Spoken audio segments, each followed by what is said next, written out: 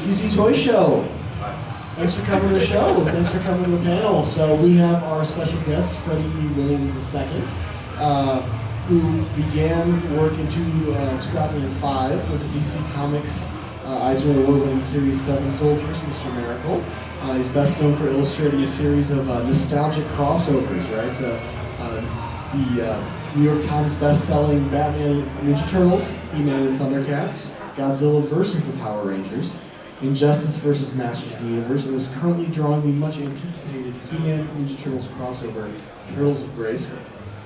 Thank you for joining us. Thank you. Williams. Thank you.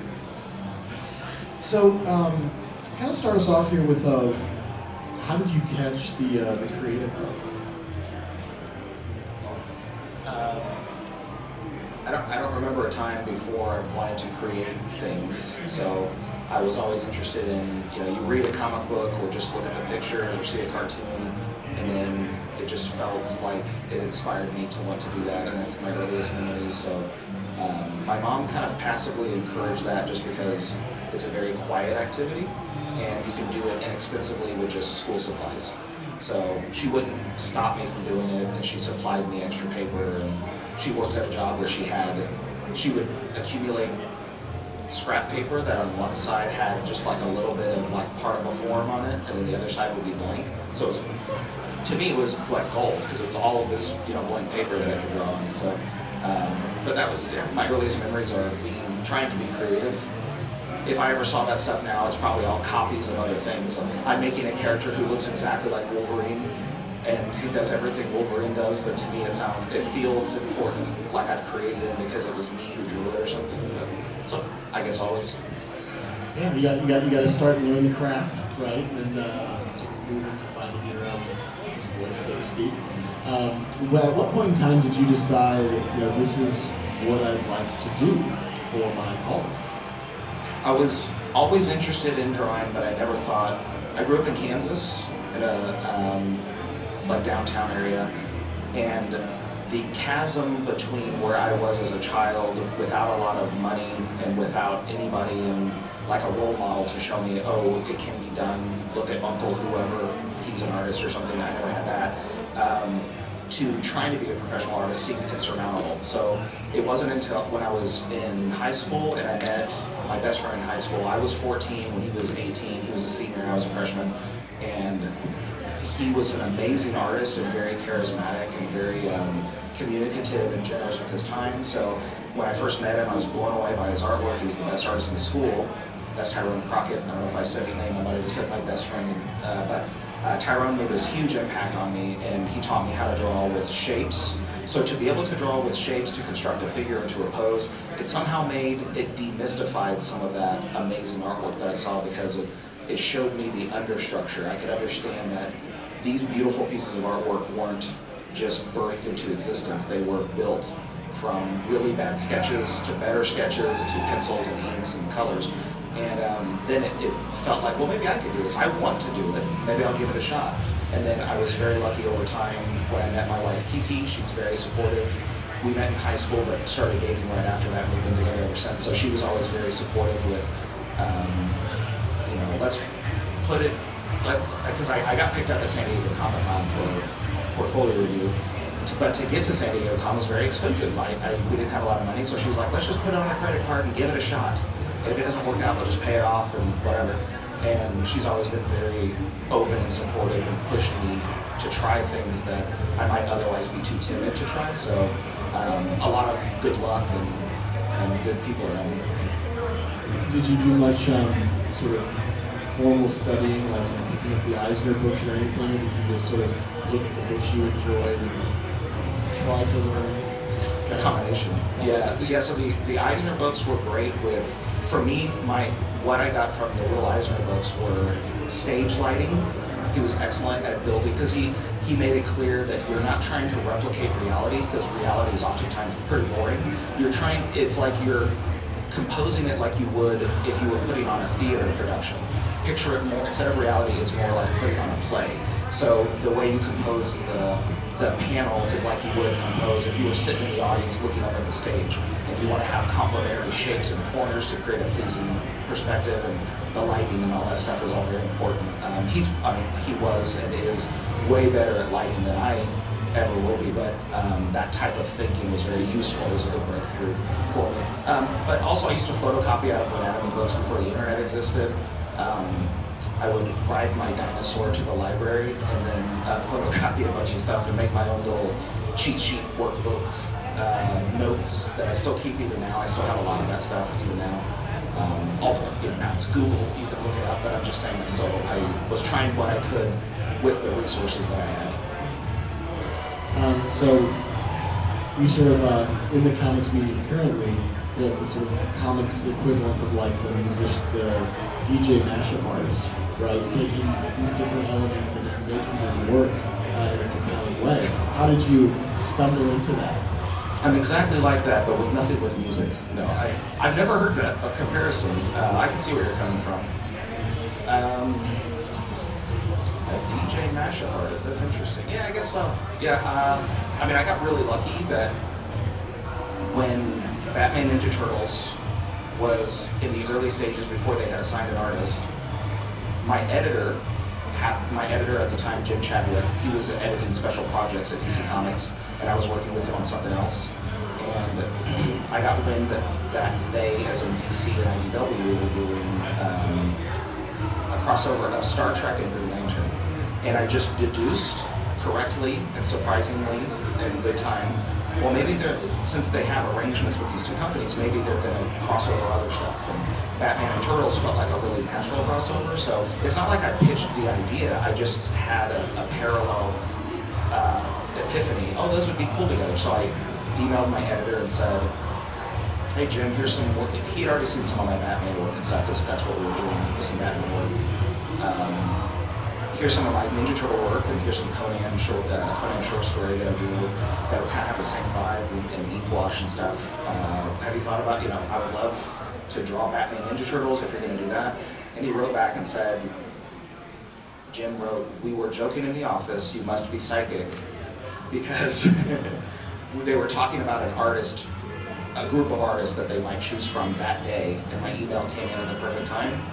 And he was nice enough and generous enough to give me the chance to draw it, and it totally changed my life. So it was weird, good timing, and then him liking what I drew enough, and we had a good working relationship. All of that stuff is so weird to think about how coincidence or not coincidence, whatever it is, it lined up in a way that made me very lucky. That opened me up to all these other crossovers and stuff for different companies, and sometimes the same companies, and mashing up all this stuff. I never anticipated that. 15 years ago, I never would have thought that this would be a possibility, but I'm just very lucky that I'm in this little niche, this little zone of crossovers. So in approaching these different mashups, because some of them, like I mentioned, for example, previously the Star Trek and Green Lantern, those are both sci-fi, space adventures, right? Some of these other properties have maybe some similar fantasy elements, but they also have their own unique ethos or character to them.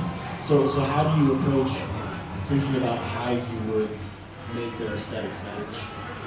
With Batman and Ninja Turtles, I feel like they already matched, at least in my head. So in 1989 is when the Tim Burton Batman film came out, and the 1990 Ninja Turtle film, they both had a pretty similar visual language. There was some more pastel-y, sort of vibrant colors in Batman, but the heavy shadows and making the types of fighting and scenes and stuff seemed pretty compatible. And so visually, maybe I had an advantage just having seen those movies and loving those movies when I was younger. So it was more the movies than. So it was more the movies than, say, the original Eastman Laird approach. The Eastman Laird Turtles, the Mirage Turtles, are my favorite turtles. But I'm just saying, like, to see them in my brain, those two movies almost go together. Do you know what I'm saying? So the idea of putting them together, because they came out so close in time chronologically in movies, I guess maybe that's the advantage. But yeah, the Eastman Laird Turtles, I reference and crib and steal from them all the time. And I let Kevin know that too. Kevin Eastman, he knows. Heavily inspired by them. Excellent. What was on these different books that you've been working on? What was a particularly unique a challenge that you really had to wrestle with and you had that sort of aha moment? I felt a level of intimidation that I knew ahead of time that these. At the time, I'd been working in comics for about 10 years, but on much smaller things. Occasionally, it would be something that would get a little bit of a blip, like I would draw the Flash, and there would be some people who paid attention to that and stuff, or Robin. But a lot of smaller projects, nowhere near the size as Batman and Turtles combined in the first crossover and stuff. So there was a level of, boy, I hope I don't mess this up, and that there would be a very vocal fan base if they didn't like it. And not everyone likes it, but it seems like most of them seem to like it by the online stuff. But I got past that because it took me I was on issue 3 or 4 by the time the first issue came out, so I was kind of past that in my mind when the first issue came out, and it was received very well. So it felt good to have that reinforcement, as opposed to everyone hating it and going, oh God, there's still 4 or 5 more issues that they're going to see and rip me apart for. But the type of epiphanies I would have is, deadlines are very tight. You have to get stuff done quickly, and after a couple of months, you feel I felt exhausted. And just every once in a while, I'd look up at Kiki, because my wife is named Kiki, and we work together in the studio all the time. And I would look up at her and just go, I'm getting to draw Batman and the Turtles. It would just dawn on me. I'm tired, and I'm sleep deprived, and I'm a grumpy person, but I'm getting to draw these amazing characters, and holy crap, it just dawned on me how lucky I was, basically. So that's probably does that answer your question? Yeah, so you just had that fan passion breaks through. Yeah. So I know that different companies and different creative teams have different approaches. So there's the Marvel method, and there's more of a synergy. Traditional DC is sort of there's the script, draw this. How do you prefer to approach storytelling from your aspect? So to paraphrase the question for anyone who doesn't know, first of all, thank you for the 5 people in the audience. I appreciate you being here. So the Marvel method of storytelling, what it means is the writer will communicate to the artist in very brief terms of on page 1, Batman is doing this, and by pages 1 through 6, Batman is infiltrating a base somewhere, and by page 7, he needs to find the Joker, and it's instead of page 1, this exactly happens, page 2, this exactly happens. The writer will leave it open to the artist to figure out how many panels, what best angles to convey from point A to point C, D, E. And then the full script method is the script will say page 1, panel 1, this is exactly what you draw.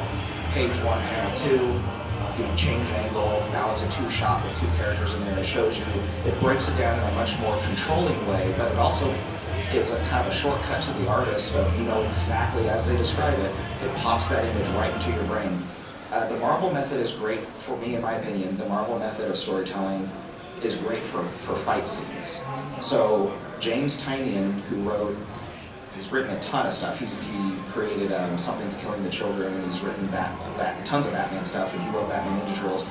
He and I developed a back and forth where he would, if it was a dialogue-heavy scene or page, he would write it the full script method, and then when we get into the fights, he would say, there's 3 pages here, Batman fights the Joker, or Batman fights Shredder, and by the end of it, this needs to, one of them is now in a pit of acid or whatever, and then I have to figure out, that never happened, but I have to figure out, yeah, exactly, I'm giving you spoilers for the future crossover, but to figure out what best visual way I can convey from point A to point C, so that it's kind of a hybrid. The fights are the ones I want to have the most freedom in trying to draw. So. Gotcha. So you certainly have other questions, but I want to offer anyone in the audience who has a question if they would like to. Any questions? Well, so obviously superhero and sort of fantasy sci-fi is where a lot of your storytelling is. Are there particular genres or maybe even characters that you feel like would be a challenge you want to stretch into? I would be up for the challenge. I think I would struggle with drawing Wonder Woman an Amazon-centric book, because most of it's like the vast majority of the stuff that I'm drawing are big, beefy, muscular guys punching each other in the face. And Wonder Woman would still be punching people in the face, but it would be just drawing like tall, muscular, strong women that are still feminine in appearance would be a struggle or a challenge that I'd be interested in taking up, because oftentimes that's just not the kind of stuff that I've been assigned to draw. So if I draw, there was a crossover with Injustice, which is like the evil Superman, evil Batman and stuff, crossing over with He-Man that I drew in 2018. It was called Injustice versus Masters of the Universe. And Wonder Woman was in there, Teela was in there, and there was Granny Goodness and stuff. But I could probably say 5 female characters in a cast of 40 characters, and everyone else is more masculine and stuff. So it would be interesting for me to try that if I had like a mini series or something. That way I could focus in on something that would look good in a trade paperback, and hopefully I wouldn't embarrass myself. So I realize that obviously comics is work, but what do you like to read just for fun? I don't actually read much for fun. I listen to documentaries, and I also just don't have a lot. I'm not fun. I don't have any fun. I think you're fun to talk to. I have like a guilt complex if I'm not working, because I've always got stuff to do. So it's hard for me to enjoy myself. If it's me and Kiki and we have a day off, we'll just put everything away and go watch television on the couch. And that television could be almost anything, but it's usually I'm way behind on all pop culture stuff and movies and stuff. So it's something that she's seen part of and thinks I might be into. Or if it's like a streaming thing, we'll watch like a couple episodes of that or whatever. So, but as far as stuff that I look at in my free time, it's usually stuff that I relate to reference or to research or something. So it doesn't really feel like my free time. I'm just working in a different way. I'm not drawing, but I'm looking at other people's techniques of how they draw certain characters or rendering styles or something. So it's pretty boring, I'm telling you. There's been people who said, I would just love to sit and watch you work, and I thought, you will be bored to tears. It's all up here. There's a lot that's going on that I feel like, oh wow, I've hit this revelation of how I'm going to tell this story, but visually outside it's going to look really boring, like just a fat guy sitting at a table looking at something. So it's pretty boring. Well, so what are some books though that you are studying that you would recommend folks to look into? Anything drawn by Jorge Jimenez. He's an amazing artist who, he's definitely, it's not like I'm mentioning some obscure artist or something like that. But I've been going back and collecting old Mike Mignola artwork. There's a book called Corcum, C-O-R-C-U-M, or something like Corcum. And Mike Mignola, who created Hellboy, he has always been an amazing artist, even if his technique has developed over years and stuff. But it kind of made me mad, because I wanted to see some bad drawings in there where I'd say, okay, well, he wasn't always great, but he was always varying degrees of great. He was very good even when he was young. So same thing with Arthur Adams. So I just try to collect all of their works, the more obscure stuff, and just go, wow, I'm lucky to see this, and also look how cool it is, and what can I learn from this, how they draw compositions. Mike Mignola, I'm still trying to decipher. He can draw shadows in the foreground, middle, down, background, and it doesn't flatten the composition. And he's very good at that, and I struggle with it, so I'm always studying that kind of thing. Journal student. Yeah, hopefully. Are there, what would be your dream mashup? Like a crossover that if I could, probably a Daredevil Ninja Turtle crossover. So for anyone who doesn't hear, or in the future, or anyone who's listening to this, so there's a crossover in a way, or there's an overlap or a correlation between the origin of Matt Murdock, who's Daredevil, and then the Ninja Turtles. So this is talked about by Kevin Eastman and Peter Laird. They talk about it openly, that in addition to just being inspired by Frank Miller's visual artwork, but they were also inspired by his run on Daredevil. So Matt Murdock, when he was a kid, there was this truck that comes careening by him in this this canister of radioactive ooze comes out of it and just smashes him right in his face, you know. And that radioactive ooze gives him his powers, it mutates him, and that's what turns him into Daredevil. Well, they took that seed of that origin and they had it where, when I say they, I mean Eastman and Laird, they had a kid walking down the street and a car or a truck comes careening by and this canister of radioactive ooze comes out and it's gonna hit him. By the way, he's holding a little jar of turtles. But somebody like moves him, oh no, I'm sorry, it hits the canister hits the turtle glass jar and knocks it out of his hands into the sewers, and that radioactive ooze mutates the Ninja Turtles. So you can see that it's almost like a retelling of the same events or a different reality, although they don't call that kid Matt. They jokingly refer to him as the name Chet. Chet. I don't know, because of the Weird Science, the movie Weird Science has a character named Chet. Also, Matt Murdock, so Daredevil was trained by his master Stick and Master Splinter, training the Ninja Turtles. Matt Murdock fights against a ninja clan called the Hand, and the Ninja Turtles fight against the Foot. Aside from that, there's other visual similarities in the way that they tell the stories and stuff, but I find that very interesting. It would be difficult storyline-wise to have them cross over and for the Turtles or Splinter to go, wait, how did you get your powers? That sounds a lot like our origin too, you know. But maybe there could be some jokes made about that, or maybe you kind of sidestep that and you go into other stuff. You could say the Hand and the Foot are from different ends of Japan or something, and that's why one was called the Hand and one was called the Foot. I don't know.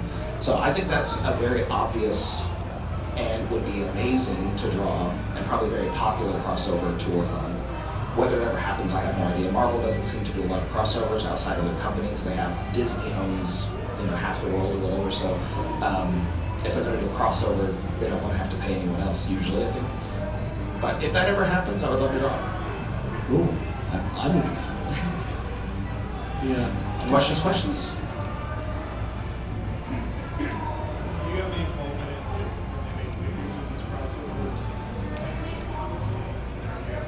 Do I have any involvement in when they make figures of these crossovers? Yeah. Or the comics that they put in with the figures. So, are you talking about the Turtles of Grayskull one? That one? Okay. So there's a He-Man Ninja Turtle crossover line of toys. They come with the mini comics. I did not design those characters, but I did draw all the mini comics for the Turtles of Grayskull miniseries. And then there's also a crossover from Dark Horse Comics that uses the same visual designs of the Turtles of Grayskull characters. It's a different story, but I'm drawing that too. So I've been the last I don't know 8-10 months or something. My brain has been in the Ninja Turtle and He-Man universe. I didn't have any involvement, this is not exactly what you asked, but I didn't have any involvement with the Batman Ninja Turtles cartoon.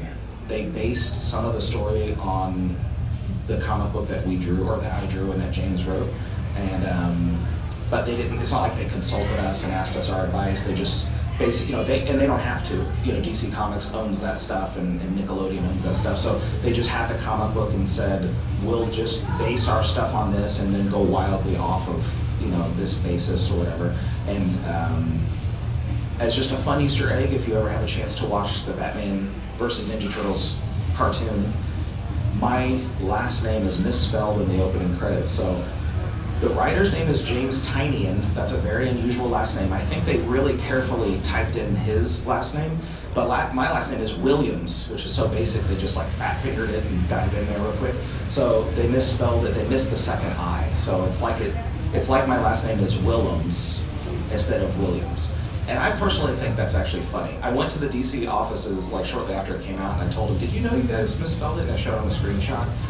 My editor at the time, Brian Cunningham, and he was like, I could tell he felt like, what do I do? How do I solve this problem? And I said, no, I think it's funny. It's like if you receive a prestigious award, but the award speaker accidentally burps into the microphone, and it's like it kind of lets the air out of the situation, and that's funnier to me than having this prestigious thing. And so he goes, you think it's funny? Oh, well then, you're welcome. like that. like it was intentional to make me laugh or something. So anyway, I think it's funny. But I don't have any other involvement. I did a Batman black and white statue that is almost, it may as well be the same design I drew in Batman Ninja Turtles, but I don't think they wanted to split the profits, so they just call it a Batman black and white instead of the Batman and Ninja Turtles Batman, but it's basically the same design.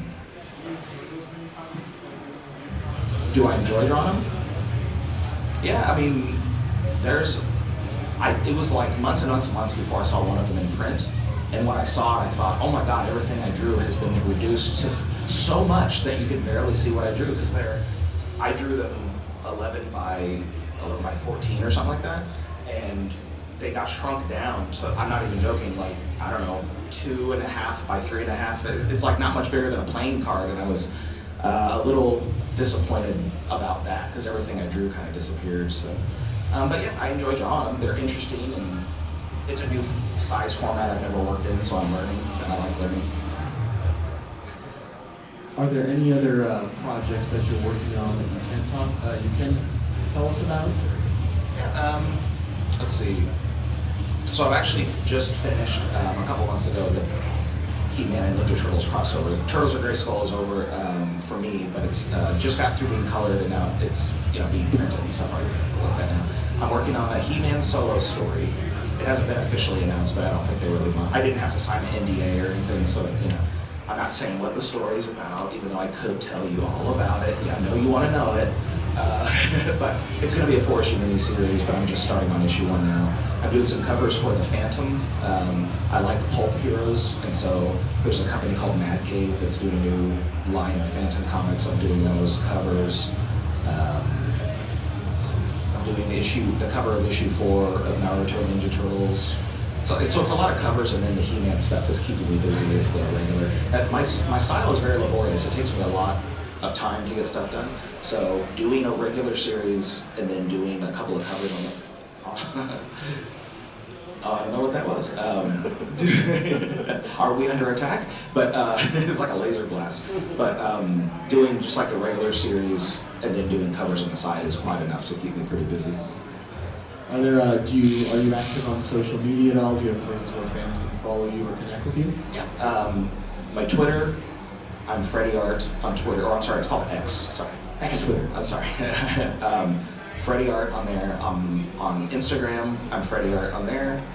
On Threads, I barely post there, but I'm also Freddie Art. You might have seen a theme. FreddieArt.com is my website, and then on Facebook, I'm just Freddie Williams. So yeah, I'm every day I post artwork. It's either me or Kiki posting the artwork. Cool, excellent. Well, you'll be here both today and tomorrow? Yes, yeah, all day. Okay, excellent. Yeah. Well, so Freddie Williams II, thank you for joining us here at QC Toy Show. Thank you for spending your time with us. Thank you for joining. Help me welcome you. Thank you, guys. Thank you. Thank you. Great questions. Enjoy the rest of your con, everybody.